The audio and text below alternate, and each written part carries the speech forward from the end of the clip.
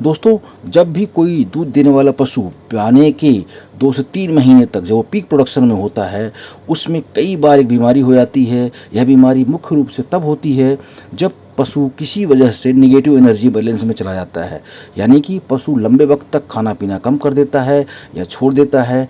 कई बीमारियां ऐसी हैं जिसकी वजह से पशु बीमार हो जाता है, जैसे कि चाहे कोई बुखार हो या कई बार बच्चेदानी का इन्फेक्शन हो, और भी कई हीमोप्रोटोजोअल इन्फेक्शन है जिसकी वजह से बीमारी पैदा हो जाती है।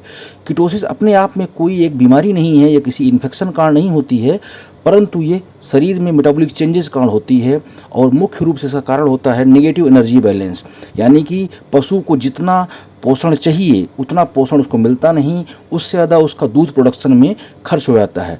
तो पशु में एक नेगेटिव एनर्जी बैलेंस होने के कारण पशु के शरीर का फैट एनर्जी प्रोड्यूस करने के लिए इस्तेमाल होने लगता है, जिसकी वजह से फैट का इनकम्प्लीट यूटिलाइजेशन होने के कारण कीटोन बॉडीज शरीर में बनने लगती हैं और ये कीटोन बॉडीज़ की मात्रा धीरे धीरे शरीर में इकट्ठा होने लगती है खून में, जिसकी वजह से कीटोनीमिया कंडीशन डेवलप हो जाती है।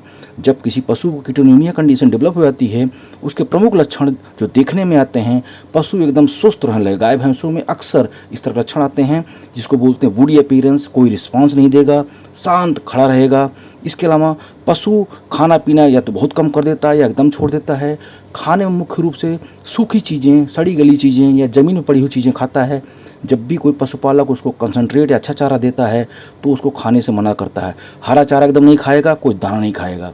इसके अलावा पशु जो है दूध एकदम सडनली गिर जाता है, पशु का शरीर धीरे धीरे काफ़ी कमज़ोर हो जाता है, उसकी हड्डियाँ दिखने लगती हैं और सबक्यूटेनियस फैट पूरी तरह गायब हो जाता है और गोबर सूखा होने लगता है, पेलेट के फॉर्म में आने लगता है, जो आमतौर पे पोरिज लाइक आता है, जो कि कीटोसिस केस में सूखा ओसोम्यूकस कोटिंग आने लगती है। साथ साथ पशु के दूध में, मूत्र में और सांस में एक मीठे सिरके की सुगंध आने लगती है, जिसको आप सांस को सूंघ करके और दूध को भी आप एक बार स्मेल करके पहचान सकते हैं कि दूध की स्मेल बदल गई है और यूरिन की स्मेल बदल गई है। और इस पशु के जब हो जाए तो उसके ट्रीटमेंट के लिए मुख्य रूप से हाई % डेक्सट्रोज का इस्तेमाल किया जाता है। 20% डेक्सट्रोज सोल्यूशन इंट्रावेनस रूट से 203 लीटर पशु को 2-3 दिन तक दिया जाता है। इसके अलावा इसका मुख्य ट्रीटमेंट होता है ग्लूकोकार्टिकॉइड, जो कि मुख्य रूप से एक कार्टिकोस्टेरॉइड है और कार्टिकोस्टेरॉइड में प्रमुख रूप से वेटालॉग, जो कि ट्रेड नेम है वेटालॉग, इसमें जो ट्राइएमसिलोन नामक एक ग्लूकोकार्टिकॉइड होता है जिसका इस्तेमाल पशु को 2.5 ml मात्रा लगा करके 2 दिनों से 3 दिनों तक दे दें। इसके बाद पशु में ग्लूकोनियोसिस शुरू हो जाती है, उसका मेटाबॉलिज्म नॉर्मल हो जाता है।